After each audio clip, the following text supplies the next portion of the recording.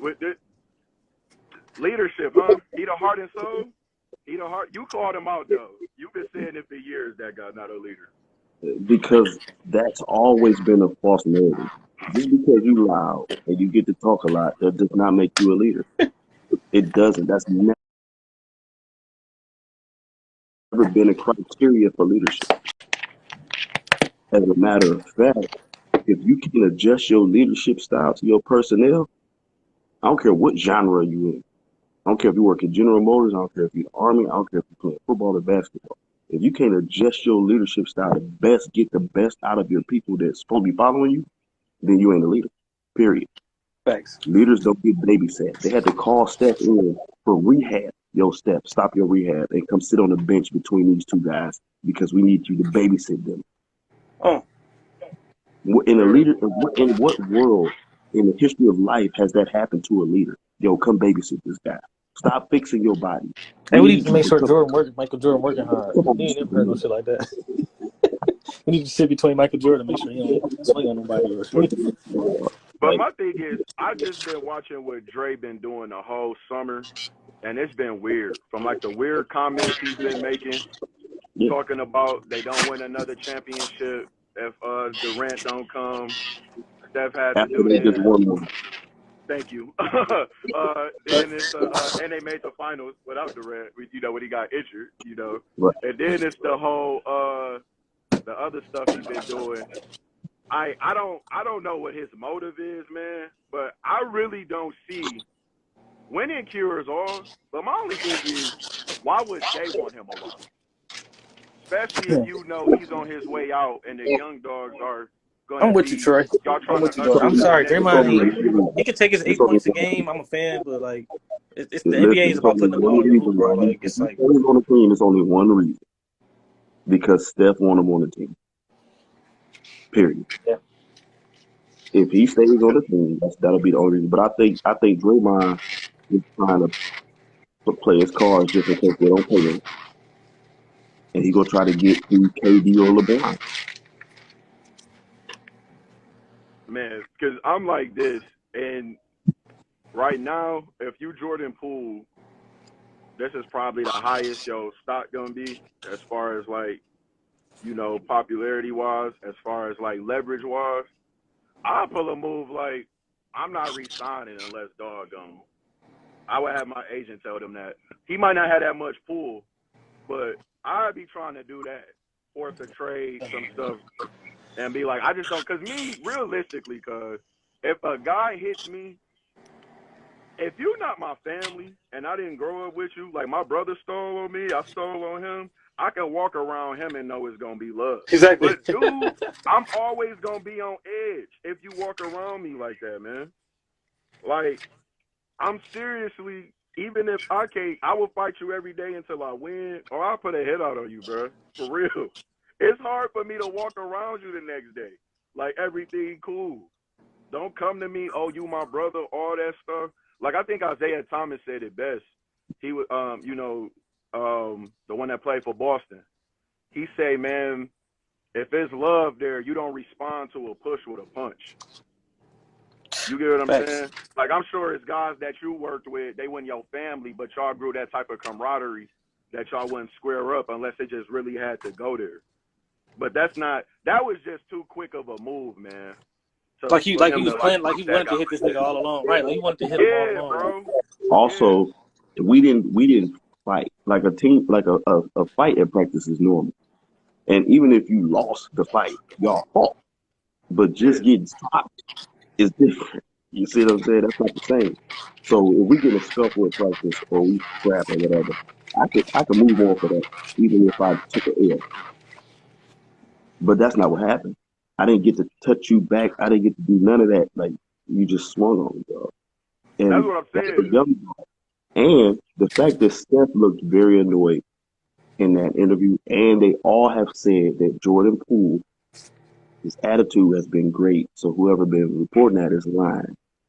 The fact that Steph, Kerr, and Iggy has said that means that it was on Draymond. As the OG. You the OG. Yep. Because I looked at Chris Haynes' reports. Either Draymond feeding him something or he won a narrative out because Iguodala came out first and said, we're not going to speak on Jordan Poole's character. And then what Bob Myers said, he said, it's talks about contract. They said Jordan Poole hasn't acted like that at all in camp.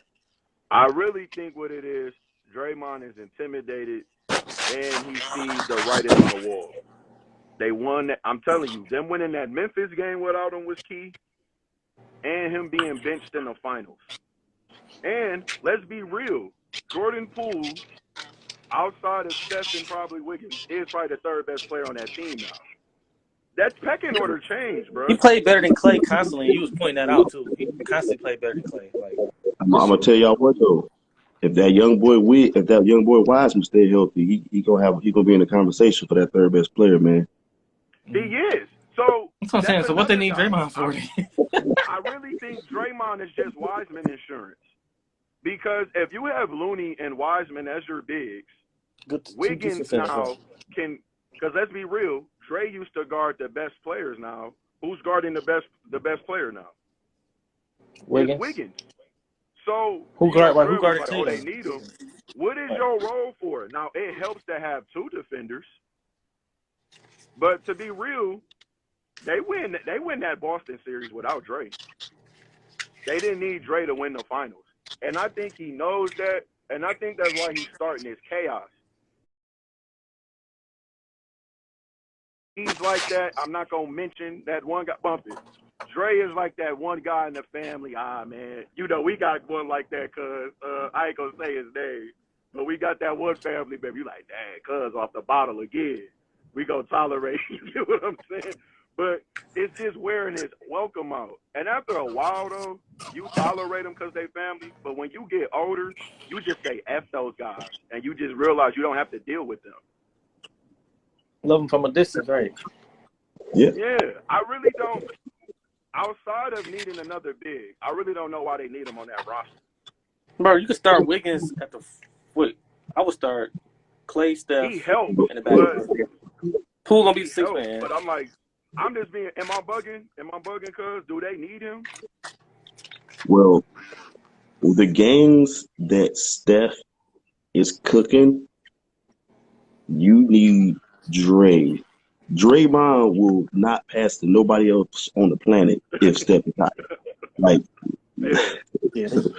that is somebody might look at the rim. Somebody else might look at the rim like, yo, I'm gonna take this one. Nah, bro. I'll put it to him. Yeah. But other than that, and he does make veteran defensive plays in key moments. He does. But is it worth it though? For them 2 games we gonna need you for. If Kuminga a better defensive IQ, and get Wiseman a better defensive IQ, and Wiggins still beat Wiggins, you could cover up for that because now Wiseman blocking those shots as opposed to taking the charge. Yeah, because that's what I'm thinking. I'm thinking one. Because I've seen when Dre had Wiggins on his podcast, when Andre Iguodala had Wiggins on his podcast. Mm-hmm. Wiggins, the first thing he said, he was like, man, he said, I never really had the rebound until I got to the Memphis series. He said, I realized how easy it was. He said, I never averaged less than 8 rebounds a game. So I see the mentality he's taking, and he said he wants to go out and be on all defensive team, first team all defense. You know why? If Wiggins make that step, why? Because the bag is there if he does. Yep. If he does those things, it is very clear that the bag is because let's say the Warriors got one more run. Let's just say that. I think it could be more depending on their moves and how the young boys play. Let's say they got one. That means that Wiggins' value will be higher next year than it was this year. Yeah.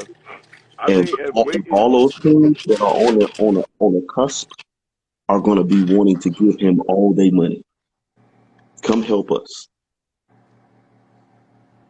Yeah, I think it's people really hoping that One, I think they really hoping that he be the odd man out. But if I know Bob Myers, and I'm gonna be realistic, if you a GM and the choice is holding on to Draymond or Wiggins, I don't think no one is stupid enough to let Wiggins go. I think you have to hold on to him after this finals that he just had. And they aid in the fact that Draymond is regressing, all that good old stuff. Didn't matter. All of that. Like, you want to hold on to those guys? Yes, that's a fact. And it's clear that he's not willing to be Udonis Haslem. Yeah, you're right. Iguodala take that role, but I think the problem with Dre, and this is what happens when it reminds me of like how Antoine Walker was. He would hang around Jordan. He would always be with him.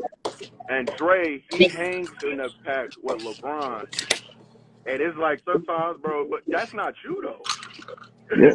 Just because you hang out with that guy and everybody know you, look, man, you got a popular podcast. People know you. But I think sometimes he mistakes really what his actual star quality is related to basketball as far as how he is off the court. Yes, he probably is going to be Charles Barkley when he in his next part of his career. But, bro, your stats and the way you play does not mean you get, you're not entitled to get those take care of deals like Steph is going to get. Steph earned all that money. Yeah. He played really, it was years Draymond was making more than Steph. Right. And if you look at the value of the Golden State Warriors when they drafted Steph versus now, it has increased by billions. It ain't even possible for them to pay Steph enough money. No, it's not. They're going to put him into ownership. They're definitely going to give him a piece of that team because they bought that team for $400 million, $400 million, and that team now is worth $5 billion. Those guys made some money and some. They couldn't write checks. They couldn't write Steph a big enough check. They damn near can write him $1 billion check. That's because he's worth that. He's worth more than that. To them. That's what the numbers tell us. That's the fact. Yeah, I got the Warriors winning right now. Anyway, preseason, but because I think about Wiseman matching up against Jokic, like, they have somebody that can keep up. I think they'll win again. Yeah. You said you think they what? I think they'll win again if they're healthy because of their continuity, and then the young boys being able to take stress off of the older cats by playing more minutes in the regular season. Yeah, and I think that was the biggest thing that people didn't realize. Like, I won't lie, as a fan, I thought this year they may have been more primed to make a championship run with Clay being a year healthy. But now they talking about he going to miss some games. I don't know what's up with him.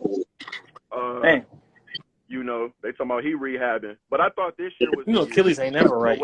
That happened to Kobe Durant. When I watched, but I really think the problem was I saw short how good Steph Curry was. Really, Steph is in that LeBron range where if you just give him enough competent players, some guys that can knock down a shot, to just keep him honest so that you can't completely triple team him. Like, people have to realize he was getting triple teamed last year as soon as he crossed half court. You can't do that. Man, cuz what was Kent Bazemore doing? I was ready to go jump through my TV, man, and get Kent Bazemore. Dog. Him and Kelly Oubre, bro. Oh, my God. Right. So I wish they still had Oubre, but I guess they don't need him. They won a championship. So yeah, Moses, who and Moses Moody them shots. Yep. Really, because the difference was just them having Jordan Poole starting instead of Kent Bazemore. That was really the difference between that last season. Of course, they got Otto Porter, but he was injured and stuff. Yeah, about the upcoming season, but yeah, for sure. But it was really just having someone that, all right, if I double this guy, they can hit an open shot, and we good. But damn, I wish Dre would have did this before then because, man, I would have rather just let him go and hold on to GP2 though. gonna miss his minutes. I know. That's really the only man. He was a game changer. DiVincenzo can hoop. Yes, he yeah, I can. forgot about him. Yes. You saw the Iguodala quote about 3-and-D. Talking about him being white. Yeah, he was like, he said like, no, you can really hoop. He was like, no, you can really hoop to be white. Like, no, it ain't like that. He said, you ain't no slouch. That'd be crazy. I can see athleticism. They still that I can see if you say athleticism, but Bird said it was disrespectful to let a white guy guard him. Yeah, Larry Bird said he hated that. If you put a white guy on Larry Bird, he get mad. I started respecting Bird a little more. I'm like, wait, dog. Like people talking about athleticism. Dominique Wilkins is damn near more athletic. Yeah, he put a 57 on him. So it's like you can't stop a man from shooting, dog. All these guys good, but like it's killing me because like each year now it's like, and I think they was making these comments because I've been listening to a lot of these shows. It's funny how a lot of people don't want to give Golden State their credit. Now they try to slight the championship. Yeah. So, of course, we count Toronto's championship. But now I've been hearing the shots, they better be lucky Chris Middleton wasn't there, you know. So, wait, this Boston defense was the best defense of all time. And now it's, y'all better be lucky Middleton wasn't there. Hold up. That happened every year with injuries, bro. Let me show you how illogical that is. Well, then your point should be Boston should be lucky that Chris Middleton wasn't there. Why you skipping over the guys in their conference, the guys that made it to the finals?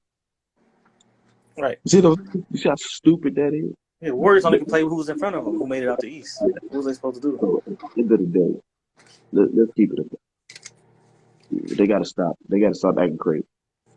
Milwaukee broke through. I got you. You know, they won their championship. I got you. They beat the Phoenix. They get all the credit in the world.